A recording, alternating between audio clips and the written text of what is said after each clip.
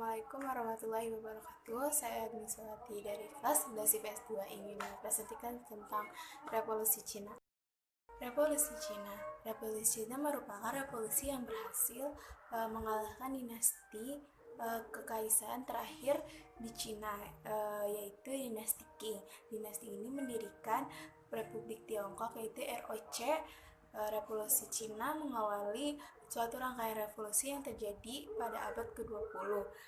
Latar belakang revolusi Cina yaitu di dalam periode modern Cina diawali dengan kekalahan pertama dan berat dalam Perang Candu yang terjadi pada waktu 1842. Waktu itu orang-orang etnis Manchu yang memintakan dinasti Qing memperjuangkan untuk melawan gangguan asing ke Cina. Tetapi upaya yang dilakukan untuk menyelesaikan mereformasikan metode-metode pemerintahan tradisional dibatasi oleh suatu budaya mengandalkan sangat konservatis dan tidak ada suatu keinginan untuk memberikan terlalu sempat untuk melakukan revolusi. Setelah kekalahan di dalam Perang Candu yang kedua yang terjadi pada tahun 1860, Qing berusaha untuk memodernisasikan dengan mengadopsi teknologi barat yang melalui penguatan diri dari tahun 1861. Di dalam tahun 1895, Tiongkok mengalami kekalahan yang lain di dalam periode Perang Tiongkok-Jepang pertama. Kekalahan tersebut menunjukkan bahwa masyarakat feodal Cina tradisional juga perlu modernisasi jika keinginannya untuk mencapai suatu teknologi komersial. Prestasi Istana Qing karena meningkatkannya tunturan imperialisasi dari Jepang dan Barat, dan juga keinginan untuk melihat Cina untuk sesuatu mendorong munculnya gerakan-gerakan nasionalisme yang membawa satu revolusioner. Ide revolusioner ini yang dibesarkan oleh orang Tionghoa yang tinggal di suatu tempat di luar negeri, yang utama di Asia Tenggara dan Amerika.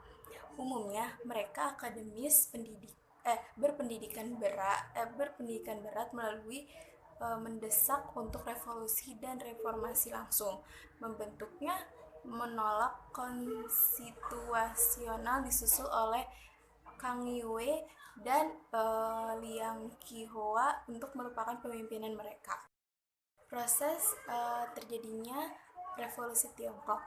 Revolusi Cina yang terjadi pada 11 Oktober 1911 yang dipimpin oleh Dr. Sun Yat-sen yang berhasil mengalahkan dinasti Qing. Revolusi tersebut menyebabkan rakyat kecewa dengan kepemimpinan dinasti Qing, semacam kalahnya perang perlawanan bangsa berat, ketidakberhasilan para kaisar-kaisar, kepemimpinannya revolusi.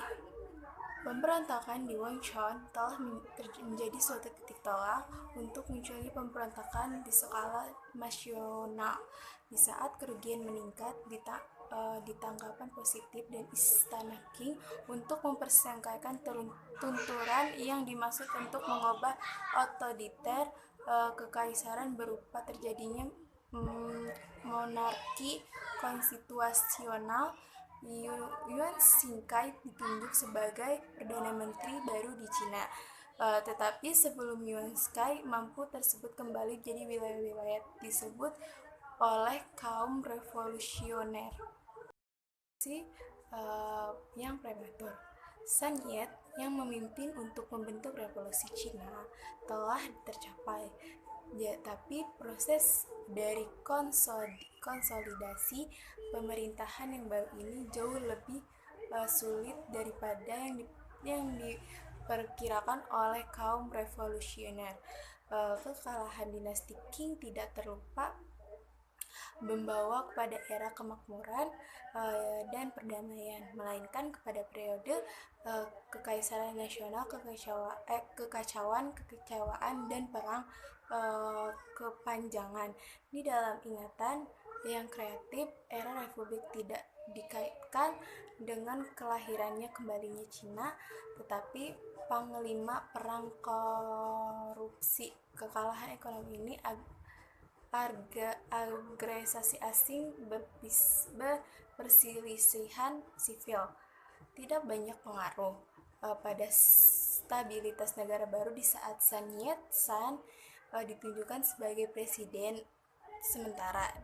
Tapi dinasti Qing tidak melepas gelar begitu saja, meskipun proklamasi Republik telah diproklamasikan pada saat Januari 1912 dan tidak mengakui pemerintah Republik sebagai perintah yang sah dikarenakan tidak ada pengunduran diri dari resmi. Cina memiliki dua pemerintahan secara de facto, yaitu republik dan kekaisaran.